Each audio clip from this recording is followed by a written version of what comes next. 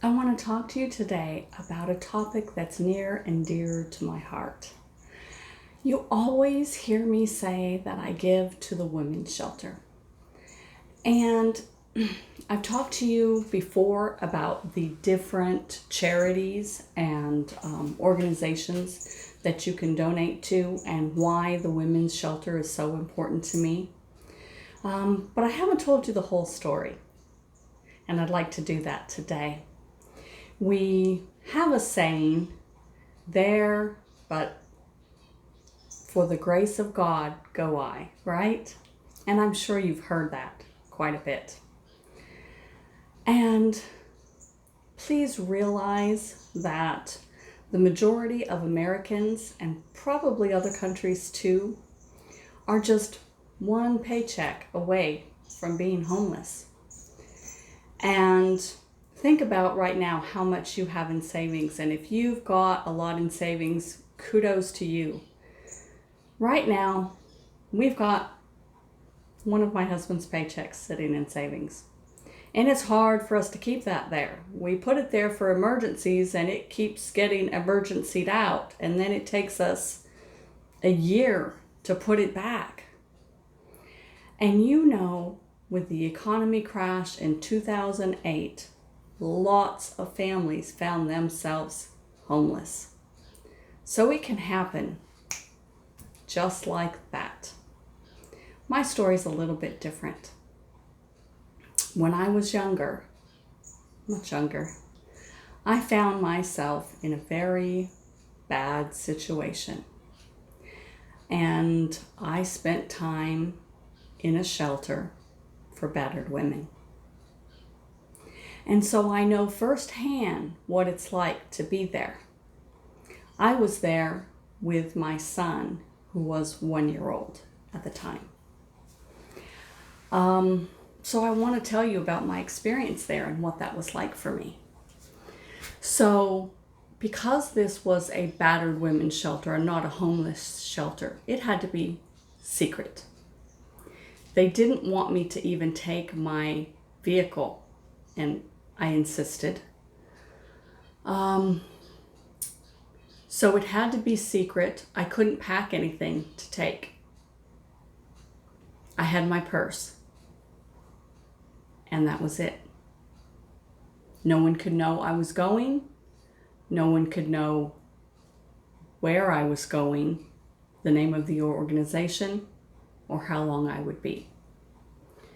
Now, I was a professional woman.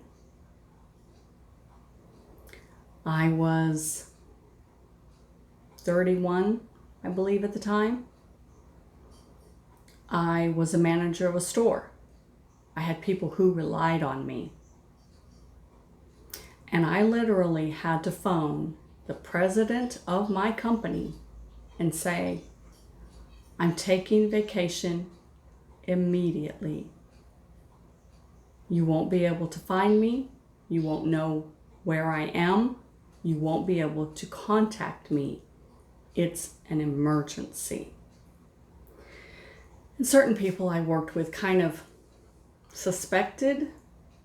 Of course, nobody ever said anything because you don't talk about those things, right?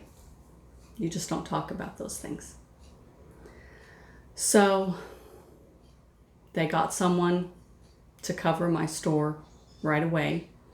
My assistant manager was given the same story, and he knew right away exactly where I was going when I told him that. And he wished me luck and said, I got your back, girl. So that was a big help. So I literally picked up my son at the daycare, went back to my store, phoned the number. Someone met me, and like I said, they wanted to pick me up and put me in their car. They did not want me taking my car, but I insisted because of the situation. I didn't want my husband getting my car. So they let me drive my vehicle. They hid my vehicle on the property. And I was given a pair of sweatpants and a pair of underwear when I got there, and a sweat top. So if you've ever watched those prison shows, that's exactly what it felt like. We all were wearing similar matching sweat suits. And we were given a comb and a toothbrush. And that was it. There were no windows you could see out of because the fear was someone would see us inside. We ate whatever was donated. And we didn't have makeup or body lotion or any of that unless it was donated. And even then, you know, who are you going to give it to if there's one bottle of lotion? Who gets it? There's 20 women there, some of them with children. At that time, I was the only one with a child. I was put in a room with 2 twin beds, and me and my baby shared one bed, and there was another woman in the other bed. There were no phone calls in, no phone calls out. This was before everyone had cell phones, so, you know, that wasn't an issue, which I'm sure right now those things are probably a hindrance, because there's trackers on phones, people. Remember that. Anyone can track your phone. They just pay a fee. And they will know exactly where you are. And I had to stay there until my husband, now ex, but then husband, was served with documents and removed from my home. And a protective order was put in place. And yeah, so it took, probably 2 weeks or so. So I was there, you know, a little longer than that. And it was hard. It was really hard. And so I know what that's like. And I feel for those women.